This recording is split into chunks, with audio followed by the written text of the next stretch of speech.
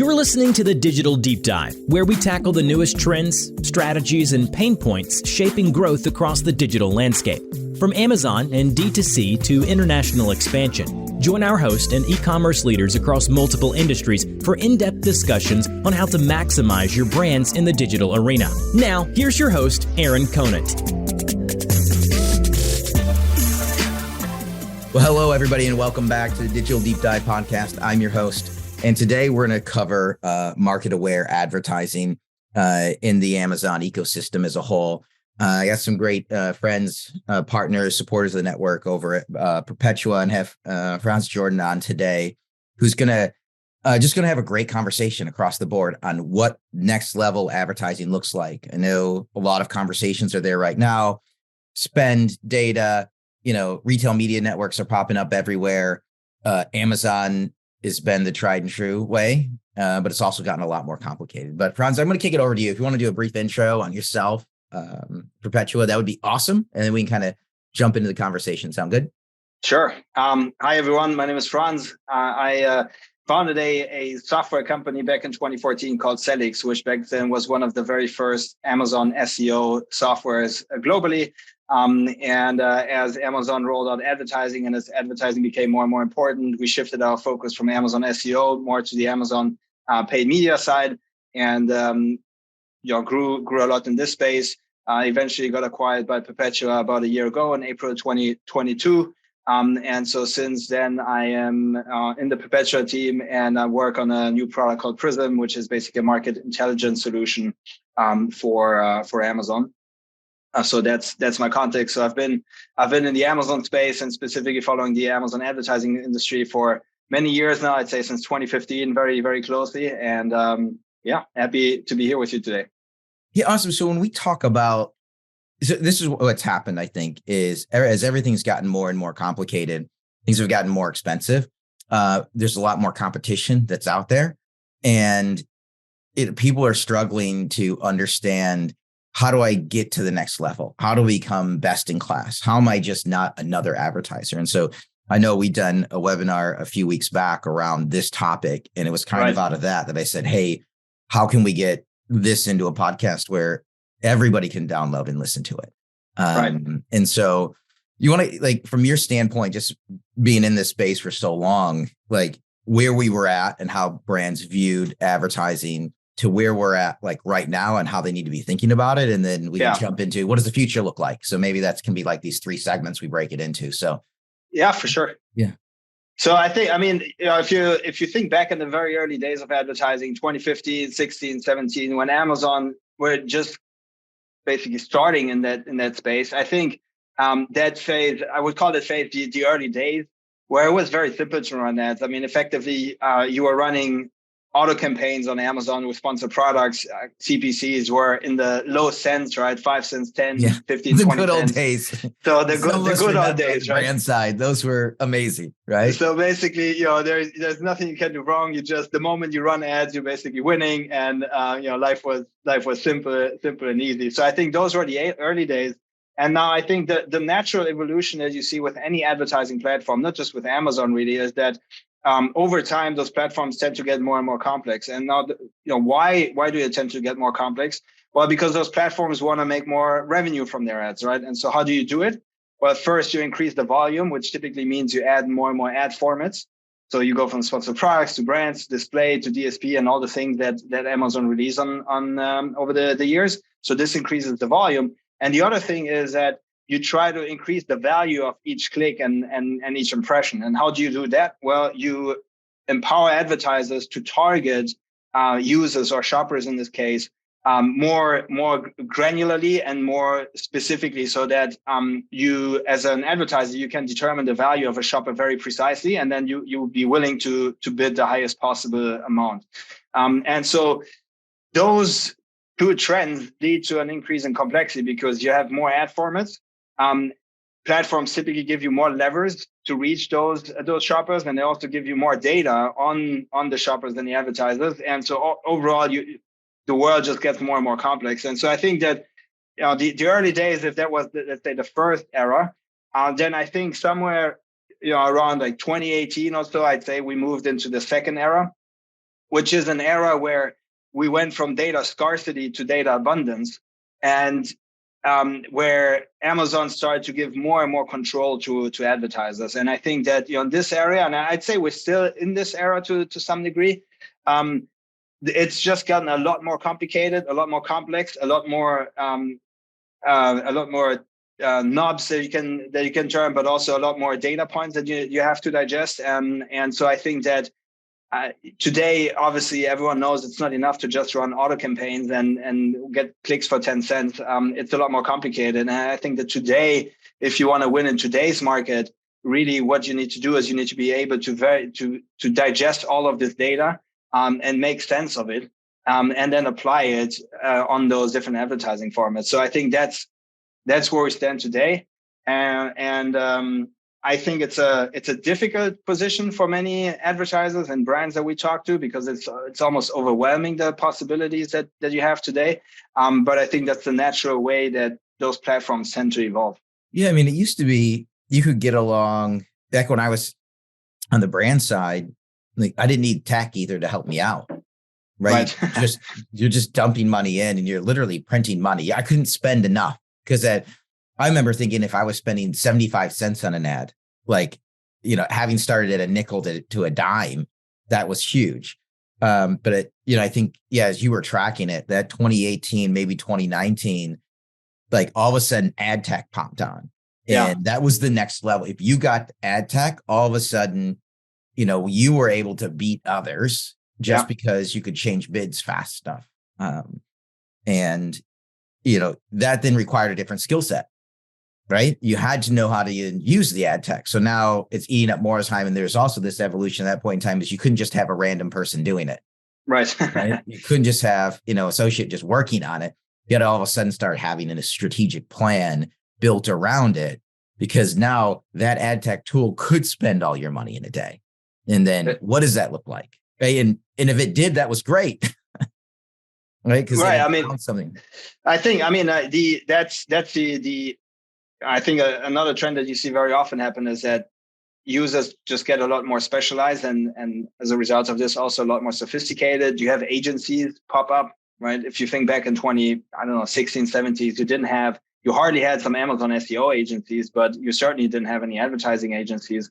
And so as the world gets more complex, there's the need for more specialized and sophisticated people that run those ads. And typically specifically for smaller brands, it's hard to hire and train and retain those people. And so agencies rise. And so that's certainly the other trend that you see, right? Tech rises and then agency rises.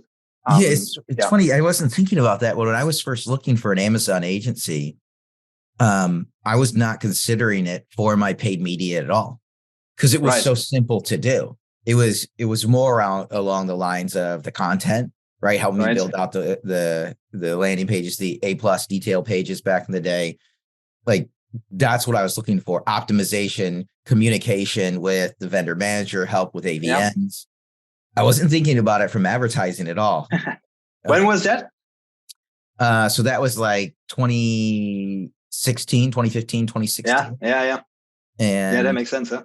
Yeah, I still needed an agency, but I wasn't thinking about it from paid media standpoint, because it was so simple. I mean, we were dabbling in AMG at the time, right? Oh yeah, which was a disaster for me, right? Like a ROAS of 72 cents on the dollar, but they're like, oh, the halo effect. Yeah, of course.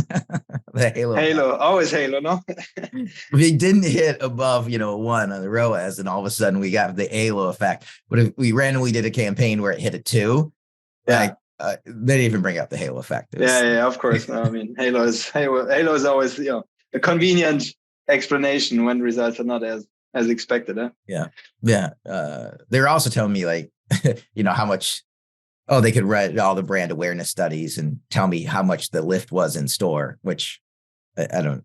They never actually could do that, I don't think. Back then in 2015, I don't know. Maybe today with Whole Foods they could, in some stores, but overall, yeah. Yeah. But yes. So where are brands winning today? What does that look like? Because what's happened over the past couple of years is everybody's jumped in. And I mean, ad tech is freely available to everybody now, right? Right. For a while, it was just with the big agencies. And then now, I mean, it's everywhere. It's easy to get to. So what do people need to be thinking about? I would say, first of all, like to set themselves apart. Maybe it's on the content side, maybe it's on, the competition side. Anyways, I got to name 50 more things, but I'd rather. No, I mean, I think you're right. I mean, the way that we always look at it at Perpetua is, it raises the floor, but it also raises the ceiling, right? So that's basically how we look at the past couple of years. And so I think that today, if you think about the most cutting edge things, what are those? Well, I think that AMC is certainly one of the big topics, right? That you see around. So the big trend that I see is that today most advertisers will look at ad formats individually and they say, what's my ROAS on sponsored products and sponsored brands and then sponsored display and then potentially DSP as well. But really the journey on Amazon typically touches a lot more than just one advertising format, right? Shoppers click on sponsored brands and then they go to the shop and then they would buy on the PDP and click again on sponsored product or so. So I think that the big trend today is, if you want to be the cutting edge advertiser, is how do you attribute accurately and how do you track success accurately across different advertising formats? And how do you trace the journey really end to end and not just last click? And I think that so far it's been close to impossible to do this. I think it's still incredibly hard to do it, but at least you can do it if you have access to AMC and if you have, back to your point, if you have the people on your team that can pull this data and can process this data from AMC. But I think that if you're able to properly attribute cost of acquisition and also using AMC properly able to calculate lifetime value, you are you have an advantage over competitors because when you can spend more, but you also know when you cannot spend more. And so I think it's really understanding those moments where looking at proper cost of acquisition and proper lifetime value, it's actually still profitable. Whereas most competitors, if they just look at shorter lifetime value or shorter acquisition journey, they would not be able to compete with this anymore. So I think that's overall the big differentiator I see right now, where this is really the innovation frontier, I'd say, in this space. There are certainly individual tactics and strategies that work for some categories or some niches and depending on your product, but holistically across the board, I think the ability to track across advertising formats is probably the big differentiator today. So when we think about Amazon Marketing Cloud, how do people explain that to the executive team? Right? There's always things I like to pull out because the executive teams need to be educated. They just don't have the time to sit down, for hours and hours and hours a week to understand something in depth. Amazon Marketing Cloud, and then you hear from the executive, hey, what does this mean? And are we using it? Yeah. What's the? I mean, the way it was explained to me, because technically it's a clean room, right? But then the question is, what is a clean room, and how do you have that discussion, right? So I think that the way it was explained to me once, actually from the AMC expert and on the Perpetua team, is imagine a room where all the people that bought your products are inside of that room, and you can only communicate with the people in that room by kind of slipping a survey under the door, and basically ask the group in an anonymous way, right? And so imagine that you want to ask all your customers, hey, before you bought my product, did you click on a DSP banner and did you then click on a sponsored products banner? And then imagine that all those customers in the room fill out that survey, and then you get the aggregated results back. So you are not able to get individual shopper information. You cannot say this one shopper did this and that, but you can get feedback from your entire customer base, and you can ask very detailed questions to your customer base. But so that's basically how it was explained to me, and I kind of like this idea. So to basically survey or poll your entire Amazon customer base for their behavior, that's kind of how I try to explain AMC today. And they're unknowingly filling out the survey based on, did they click on an ad? Were they shown an ad? Right? How do they handle search? They're unknowingly filling out this survey. And then if they buy, they end up in the room.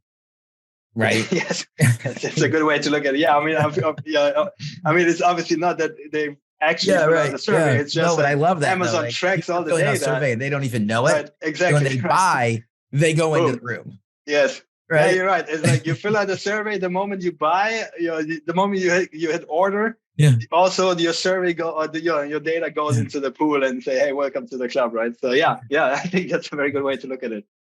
And then you can, because I think it's really important right now. Belts are getting tightened right now. People want to be more focused with how they're spending. Yeah. And to your point, if you can have that data, and you can then trim out the lower value customers from the higher value customers, or the less likely to convert into the more likely to convert. And that doesn't mean just anymore, it's just DSP, right? Or it's just, PPC ads. It's just this group that does these 4 things together, and then spreading the budget across those 4 things and then targeting those people. That's exactly right. I mean, it gives you a lot more granularity with targeting, and it effectively allows you. It's just more granular targeting. I mean, at the end, this is always the way to get bids up. Basically, as a platform, is you give more and more granularity. Because if you think about it, if you had 100% certainty that the next shopper or the next person that would click on your banner would buy your product for $1,000. You'd be willing to spend what, like $200 or something like this, like probably a 20%. If you had 100% certainty that would happen, right? Yeah. The reason you're not willing to pay $200 is because you don't know whether they're going to buy, right? Now, the more certain you are that someone is going to buy, the more you'll be able, or the higher you'll be willing to pay for that click, right? And so by giving you all this granularity and these insights, and by giving you the ability to target, Amazon basically gives you more certainty on the value of the next click, and therefore advertisers are willing to bid more, right?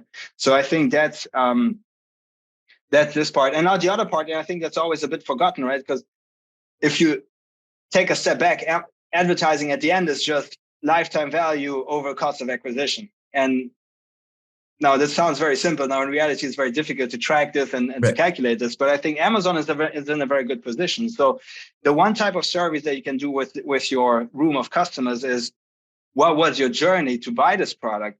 But the other type of service you can do is, what other products did you buy, and how often do you buy from me, and so on. So AMC also gives you the ability to quantify lifetime value much better, which in some categories, I mean, think about the supplement space. Incredible, right? The repeat purchases are very high, and the reason why ROAS on the first purchase is typically very low, right? Like 0.5 or something like this, and people are happy with that is because they know that they will come back every month or every 2 months or so on, right? So quantifying the value, and that basically means the lifetime value, what other products will they buy, how often they come back, and so on. And then being able to properly assess the true cost of acquisition, the fully loaded cost of acquisition, not just the last click, really puts you in the best possible position to bid the right amount or to pay the right amount for every shopper. Awesome. I love it.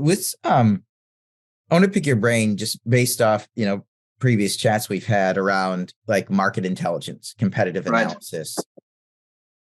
How should, this isn't something that is something people have thought about, you want to know about, but then leveraging it for your advertising strategy.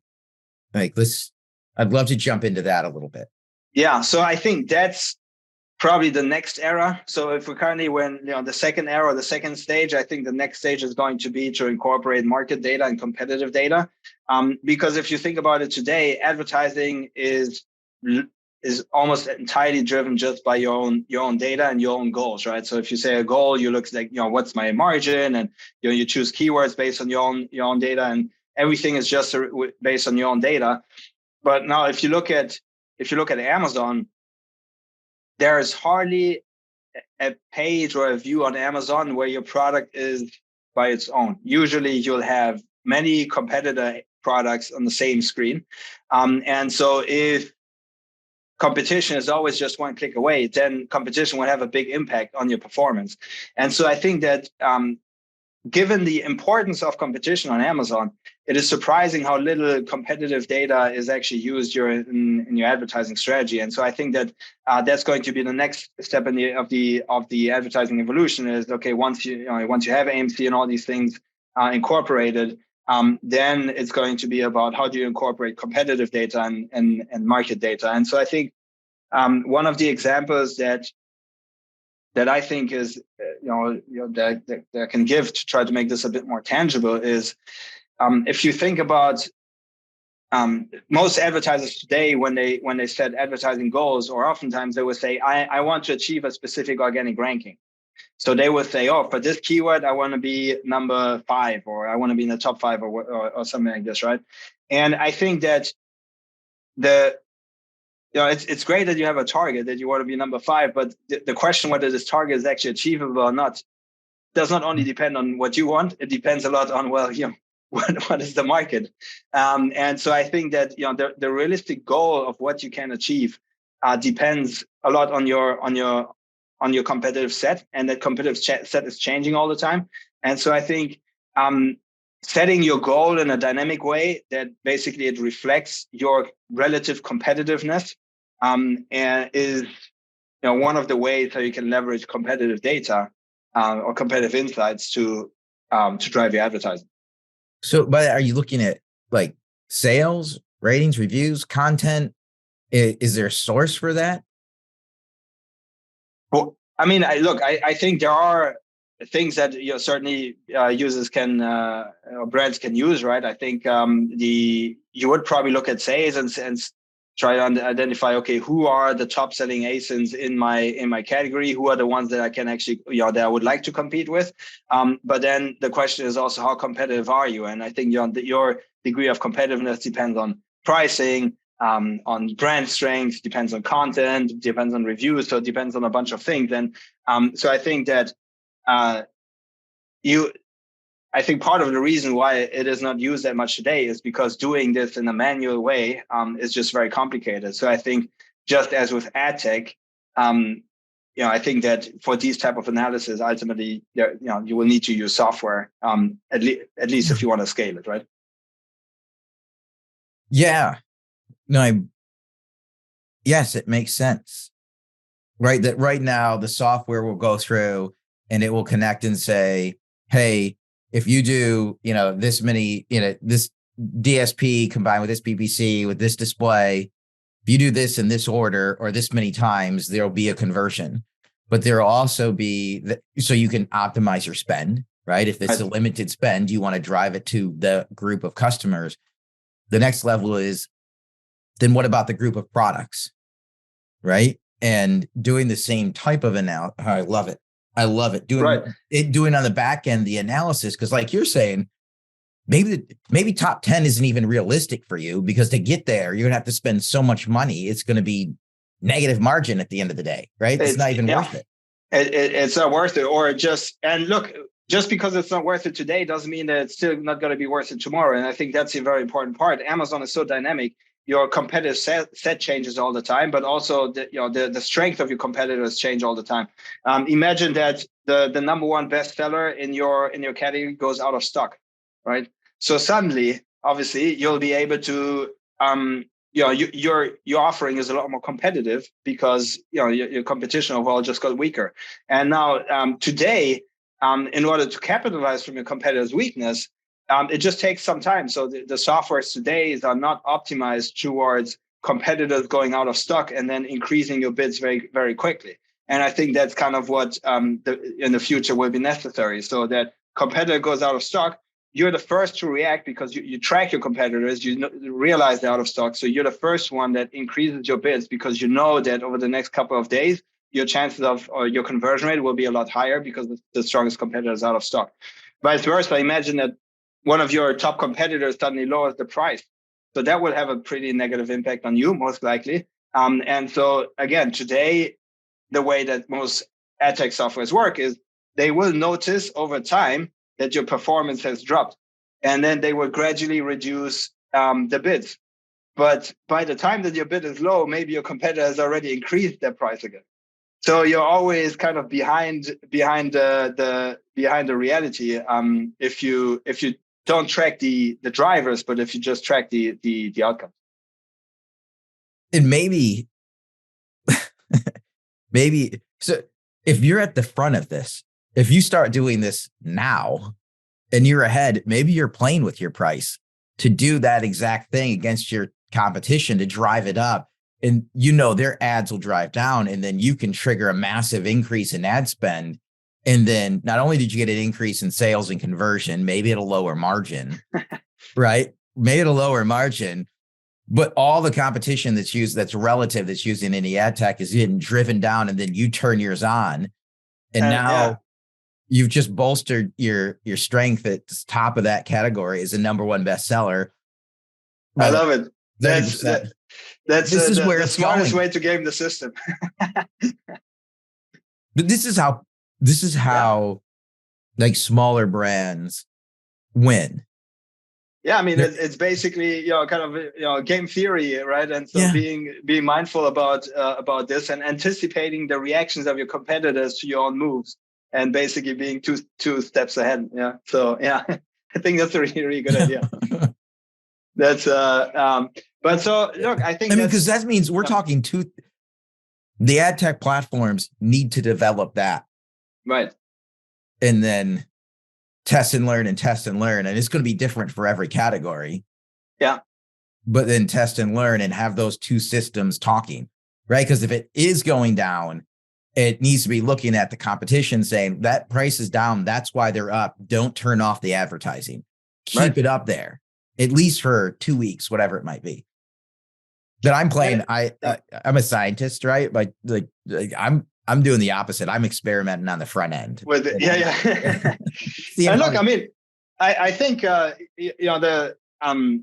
if you really think it through until the end, the question is, why should this just be limited to ads? So why is the only reaction always to change your ads? I mean, you may just as well react on the pricing side as well and make the decision to say, well, okay, if a competitor is increasing their price, you know what? I'm going to do the same, because if I increase my price, but my margin will be higher. I can bid more, and then I can outperform my competitors as well, right? So an increase in price, there are different ways that you can react to price change of competitors, I guess, right? You can follow, you can stay the same. If a competitor lowers their price, you have a higher margin, you can bid more aggressively. So maybe that's a strategy. So I think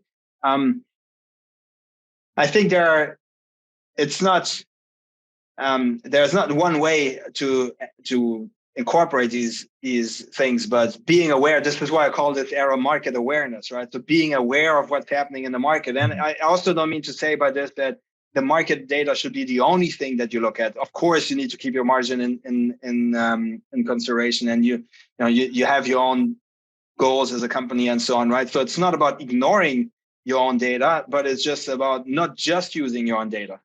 And so that's, I think, where we're going, where we're heading. Yeah, I think my brain just exploded. It's where it's going. It has to.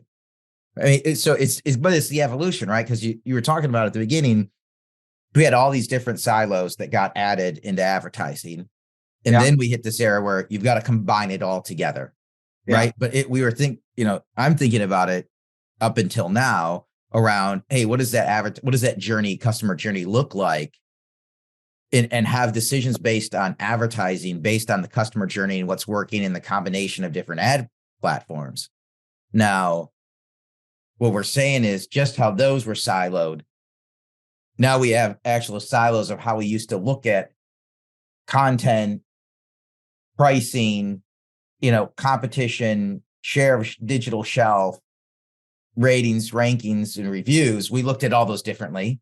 And then we clumped them all together and we said, oh, look at content, affects conversion rate, and, pricing, affects total overall traffic. We did all that. And we said, hey, we're going to look at that holistically.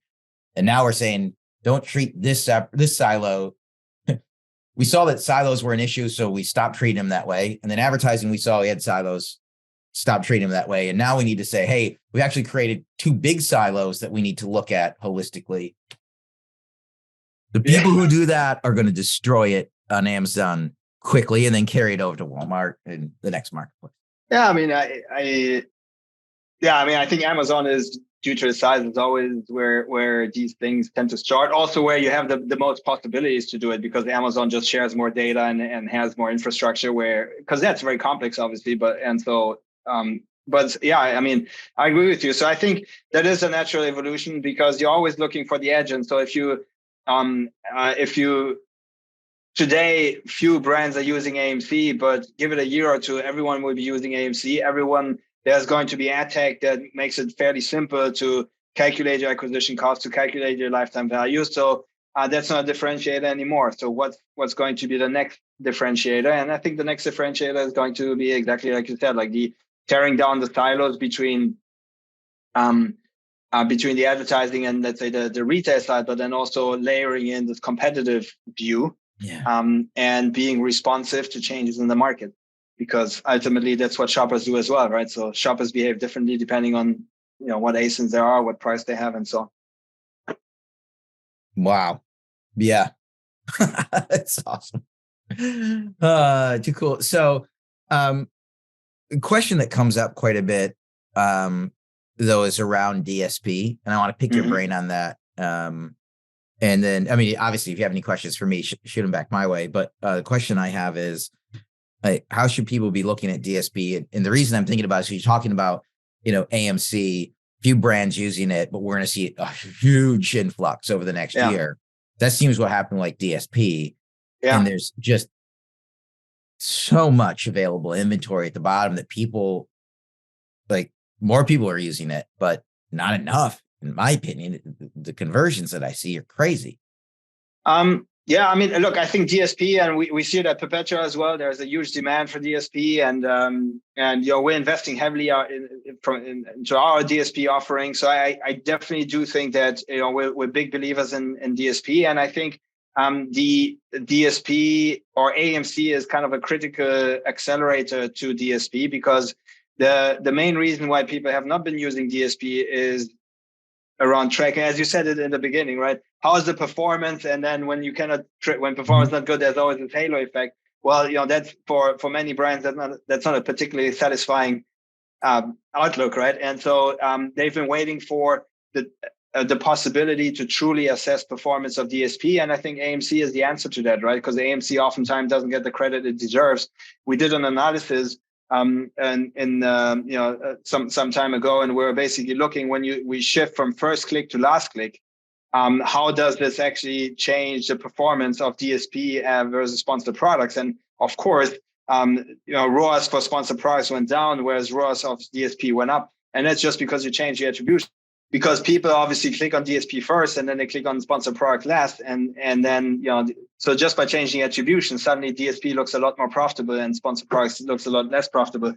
And so I think that DSP is already, it's big, but I think the breakthrough for DSP to really become mass, to get into the masses, is going to be the ability to properly track its performance using AMC. Mm-hmm. And I think we're right there. We're at this inflection point. And it's just about making AMC more accessible to more brands and making it easier to use. And we're working on this. I assume other ad tech players are working on this as well. And so I think that we'll see a lot in this space in, I guess, 2023. I've been picking your brain a lot. Any questions? Do you have a nice? I mean, I'd be very curious to hear your thoughts from Shoptalk, right? Whether there has been any. What's your number one takeaway, or what's been the most surprising thing for you from Shoptalk, from the conversations that you're there, from sessions? I think the top thing for me was the CFO at Target, on stage, which sometimes the CFOs can be kind of rigid, kind of guarded. I think really opened up a lot around what they're looking at. And, things that stood out, he refers to, they're not customers, they're guests. Mm-hmm. And there's just an all around focus on the guest, which is something I think that Amazon has lost over, the past few years here. Mm-hmm. And I mean, it got to the point, he's talking about they're so focused, they're bringing in like drive up returns, which just is not great for profitability at all, but it's great for customer satisfaction. Yeah. Right. It is. We're all super busy. Right. And, if you can simplify the returns process, right. People love Amazon now because it's pretty cost effective, right? It's not as cheap as it used to be. There's a lot of price parity that's come back up. There's customer trust in there, and the fact that I can return whatever I bought. Right now, that's not blanketly true because there's some things you can't return, but holistically, people think of it as it's easy to return. And I make buying decisions on that where I won't buy from the brand.com, right? But I'll just go to Amazon and buy it. Where a lot of times I'd rather have it from Target because I can drive and pick it up same day. The problem is if it doesn't work out, if it doesn't fit the kid, now I got to go in and it's this not as easy. So they're going to do drive up returns. And that was something that stood out to me. The other thing is the people in the e-commerce space are so, I don't know. I love people, right? I love people. That's what I'm addicted to, is meeting new people, right? Yeah. And so there's so many people there. There's so much new technology right now that's grown out of this need. But at the same time, the free flowing of all the cash that's happened for the last couple of years means it's been really trimmed down to the winners, not just the flyers that were out there, but the ones who actually had a solid product. So I really enjoy walking the expo floor, like picking people's brains on the new stuff. And I was blown away by what's out there. And a lot of it is, because of AI. And it's going to be significantly different next year. But I would assume, I wasn't there at Shoptalk, unfortunately, but I would assume that AI and the use of ChatGPT and all of this has been probably 80-90% or so of the content, or? Well, no, I would say that's top of people's mind, but it hit too close. Right. I mean, people were prepping their talks a while ago, and there's not a lot of the open Q&A, right? They're not going out. Target's not going to let their CFO sit on stage and take open questions from the audience, right? So, but certainly not the guys at Amazon. Yeah, Target, I don't know, but Amazon certainly not it. But yeah, I think so. The chat, talk on it, yes. But I think by next year, the proliferation is going to be rampant. Yeah. The episode just before this one, the one that is rolling out today, was with Todd Hasselfeld over at Colgate-Palmolive around generative AI. And after that deep conversation, my feeling is you better be getting a chief AI officer in. Right. It is going to touch your everything from HR. Well, obviously sales, content generation, but it's going to hit HR. It's going to hit recruiting. It's going to hit legal. It's going to touch every aspect of your organization. I was in, pharma. It's going to hit regulatory. Now you're still going to have manual intervention because we're not just going to let it run off and make decisions. But you're going to have somebody that really understands. Most people don't understand how complex it is right now and how much it can do. We went from this point of, Chat GPT, where you're saying, hey, write my entrance exam, to all of a sudden they yank off chat because they don't want to just think it's just text. And they go to GPT-4, and now it's generating videos and content and images that are photorealistic. And then it used to be locked down to what was it? The internet in 2021. And now they just updated 2022. So it's now have access to everything. If it's pretty powerful. Yeah. So far I've seen a lot of, I've seen different use cases in the Amazon space. And I think they're, it's pretty impressive, from analyzing reviews in bulk and obviously generating content.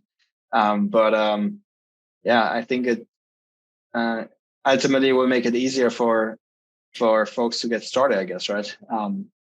If you're not using it, you have to be. I think that's the weirdest thing. Is it used to be, okay, AMS, you're not using it, you might have some time to figure it out, right? Okay, ad tech, you might have time to figure it out. Right. You don't have time. You should have started a month ago, because it's creating content real time for all these products, and it's constantly looking at and optimizing for, the A9 algorithm. Like it's unbelievable what it's doing, and you'll fall behind if you're not experimenting with it right now. Yeah. So that's what's really interesting, is I don't think people realize how quickly they have to pick it up. It's just scary. And it's evolving so quickly. I think that's what's so remarkable, right? If you just think about like the past 6 months, all the improvements we already saw, and I mean, let's see. Let's see where it takes us. But I agree with you that if you're not using it, at least not thinking about it and playing around a little bit, I think you're leaving a lot of opportunity on the table. Yeah. What are you most excited about? What gets you pumped? I mean, obviously, I'm working on this new project, Prism, and then this entire market intelligence, the market awareness. That's definitely something that that I spend a lot of time thinking about, and I think that gets me very excited. I think the outlook on I'm thinking about another answer than AI, because I think AI is kind of the standard answer right now. But I do think it's truly impressive. I'm using it, for instance, for taking notes. Like all my meetings, like I have a note taker that just joins, and man, the summaries are really good. Like the minutes that you get from is just really good, right? So it's like all these small helps that you can get along the way, and that make your work, not just your Amazon life a lot easier, but also your work life a lot easier. I think it's actually pretty remarkable. I was just planning a trip, like a weekend trip recently, and it's so amazing when you enter, like, look, I want to start here, I want to end there, I want to spend, I don't want to spend more than X hours at a certain location on these things, and you get a perfect plan back. So it's quite. It reduces your time to plan things like this by quite a lot. So I think I'm really excited about this. I mean, there's also a certain degree of concern, I'd say, right? But overall, I guess the opportunities will outweigh the concerns, and it's just about how we're going to incorporate this properly in our lives. Yeah, I think right now we have the opportunity to potentially slow down how quickly it advances, but we're going to rapidly get to a point where we don't have a decision in it. Right. We're just passengers. Yeah. Passengers. Yeah, it's gonna do whatever it wants with us. Right. Yeah. I mean, I had this old group of books. My dad read a lot of Isaac Asimov way back in the day, the I, Robot series. Yeah. Robots of Dawn.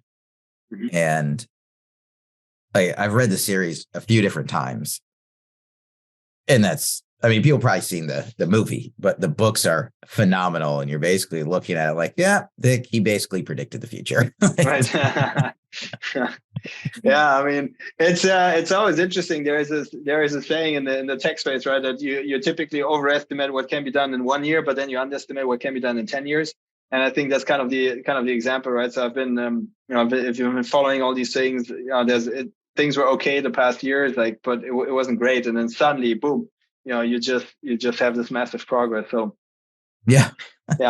it's good stuff. Yeah. No, so I'm actually quite excited about this. And then let's see. I'm also bringing back to the e-commerce space. I mean, one area that I think is quite interesting is this entire Shopify versus Amazon I'd say battle, right? Which I feel now past year or so was talked a bit less about. I think Shopify is is not the hype anymore, but I think it doesn't mean that it's not relevant anymore. I think, Shopify is massive. And I think this battle between those two and how strategic they try to be about things, about like shop, the marketplace and so on. And then Amazon with the checkout that you can have on the websites and so on. And so I think strategically, if you think about e-commerce, I think this can have a pretty big impact on things.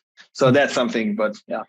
That's going to be fun. And while they're fighting it out, you just have big commerce slowly growing and growing and growing. And at enterprise level, you have like a commerce tools. If you're a multi-billion-dollar multinational company at this point in time, like commerce tools from a headless platform is like one of the only like options out there. Is it? Yeah, okay. Really, truly composable commerce. It's like, yeah, but Shopify and Amazon duking it out, and then there's people over in the corner just like, hey, you know what? Let me just take up the top of the market. Yeah, wait. Yeah. So awesome. Well, Franz, thanks so much for your time today. Really, my pleasure. Really appreciate you jumping on.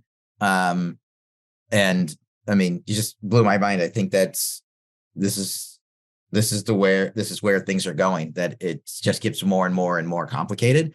And we have the different tools that are, as hit a pain point, tool comes out, hit a pain point, tool comes out. And people don't quite realize, I think what you're hitting on is there's a pain point that we're just getting to the point where we realize that we're restricted on how well we can spend our advertising dollars and conversion rate and everything else. And so really appreciate you and your time today. And with that, we're going to wrap up this episode of the Digital Deep Dive. Thanks everybody for tuning in. Thanks, Franz. Thank you. Bye-bye.